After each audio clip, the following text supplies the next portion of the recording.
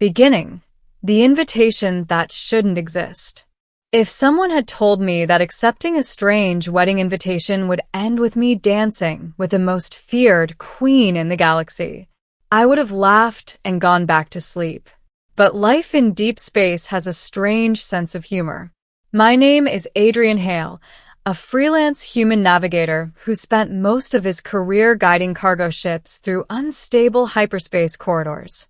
It wasn't glamorous, but it paid well enough to keep my ship flying. 3 weeks before everything happened, I received a message that made absolutely no sense. The sender wasn't human. The message came from the Valorian Empire, a powerful alien civilization known for two things: ancient nobility and terrifying myths about their rulers. Attached to the message was an elegant invitation, a royal wedding invitation. Not for me specifically, more like a general diplomatic invitation sent to representatives of neutral species. Most humans ignored things like that. Royal alien ceremonies tended to involve complicated customs, strict etiquette, and a high chance of accidentally insulting someone important. But curiosity has always been my biggest weakness. And besides, when would I ever get another chance to attend an alien royal wedding? So I set a course for Valoria Prime. Looking back, that was the moment my normal life quietly ended. Arrival at Valoria Prime. Valoria Prime looked like something out of a dream. The planet glowed with deep crimson oceans and dark forests that stretched across continents. Its cities were built from towering black stone structures, elegant and ancient, like Gothic cathedrals reaching toward the sky. When my ship descended toward the capital, I saw hundreds of other vessels already gathered in orbit. Diplomatic cruisers, merchant ships, ambassador shuttles from dozens of alien civilizations. Everyone had come to witness the wedding of Prince Valeth, heir to the Valorian throne.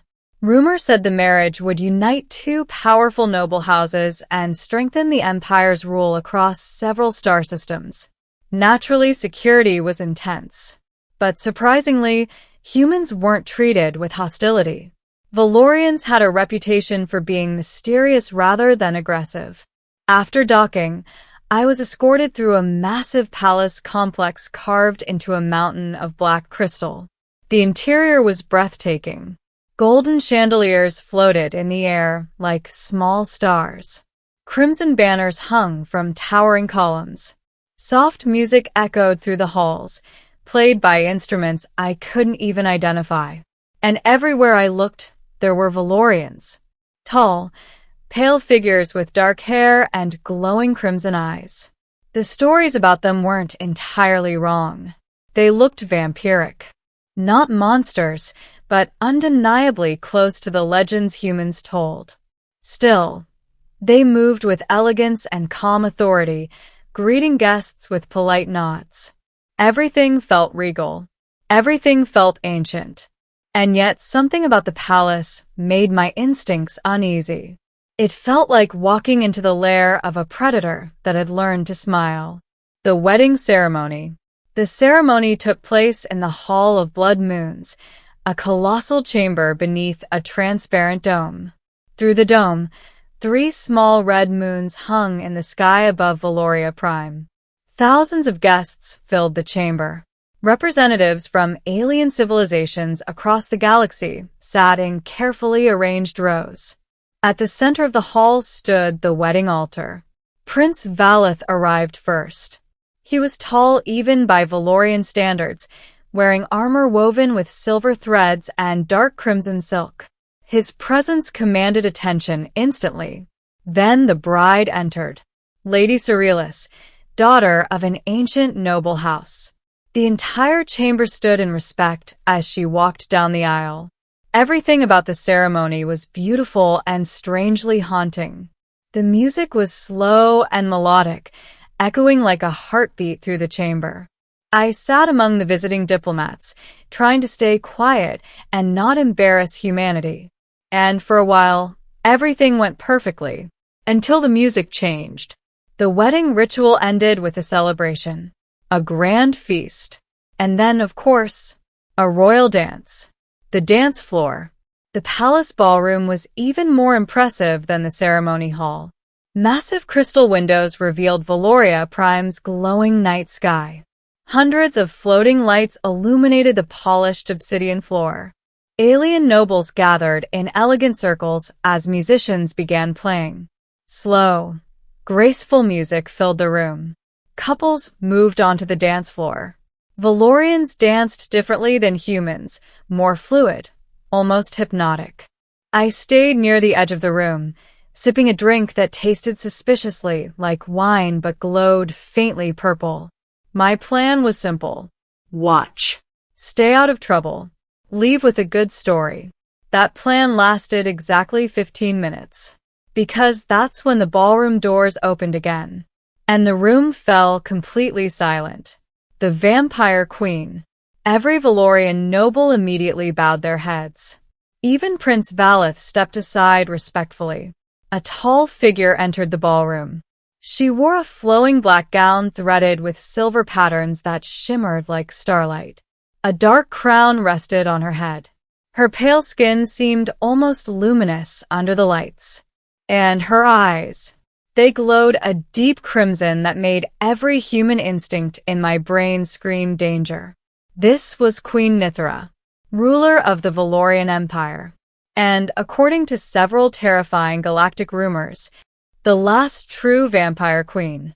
Not literally undead, but the Valorian royal bloodline possessed strange biological traits, enhanced strength, long life, and the ability to absorb energy from living beings.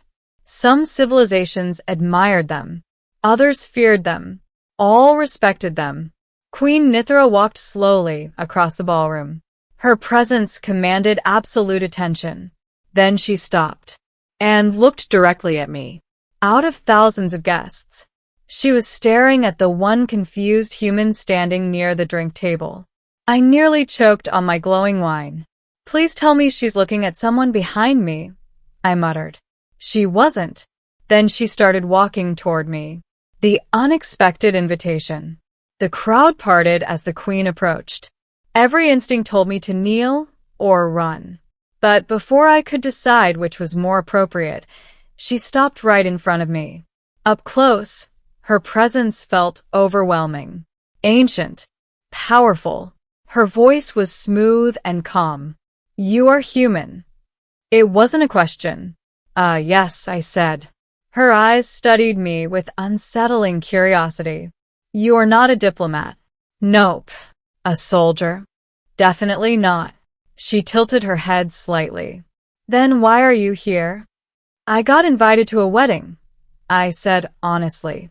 For a moment, she simply stared at me. Then something unexpected happened. She laughed. Not loudly, but enough that the nobles nearby looked stunned. "Honesty," she said, "rare among diplomats." The music shifted into a slower melody. The queen extended her hand toward me. "Dance with me." The entire ballroom gasped. I blinked. "You want me?" "Yes." "Like, right now?" "Yes." "Your Majesty, I don't think I'm qualified for that." Her smile sharpened slightly. "Few are." Dancing with the queen. And that's how I ended up in the center of a royal ballroom, dancing with the most powerful and possibly most dangerous woman in the Valorian Empire. Her movements were graceful and precise. Mine were less impressive. "You are nervous," she said. "A little," I admitted. "You fear me." "I mean, the glowing eyes don't exactly calm my nerves." She laughed again. "You humans are refreshingly direct." The music continued as we moved slowly across the floor.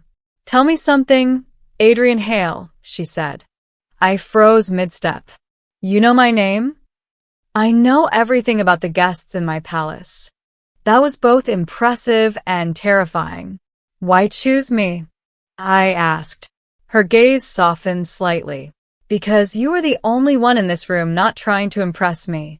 I glanced around. She was right. Every noble in the ballroom was watching us carefully, evaluating, judging. "But you," she continued, We're simply enjoying the celebration." "Well," I said, "I didn't expect to be the entertainment." The truth behind the queen. The dance continued longer than I expected, and as the music slowed, the queen leaned slightly closer. "There is another reason I chose you," she said quietly. Should I be worried? Perhaps. That wasn't comforting. "My empire stands on the edge of change," she continued. "Old traditions are fading. New alliances must form. And humans are part of that?" "Yes." She studied my face carefully. "You represent something rare in this galaxy." "What's that?" "Unpredictability." I smiled slightly. "Yeah, humans are good at that." The music reached its final notes. But before the dance ended, she said one more thing. "And sometimes unpredictability is exactly what an empire needs." Ending. The dance that changed everything. When the music stopped, the entire ballroom erupted in quiet whispers. The queen released my hand slowly. "You have given the court something to discuss for many months," she said. "Glad I could help." She smiled faintly. "Perhaps we will speak again." Then she turned and walked back toward the royal platform. The nobles parted before her like waves before a ship. And just like that, the moment was over. But the consequences were just beginning. Over the following days, rumors spread across Valoria Prime. The human who danced with the vampire queen. Diplomats started asking questions. Some nobles seemed curious. Others looked cautious. And the queen? She sent me a message before I left the planet. Just one line. "The galaxy is changing, Adrian Hale.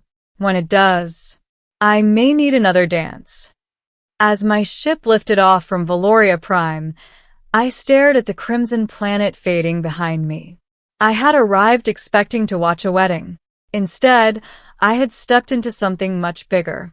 A conversation, a possibility, and maybe the beginning of a strange alliance between humans and the most mysterious empire in the stars.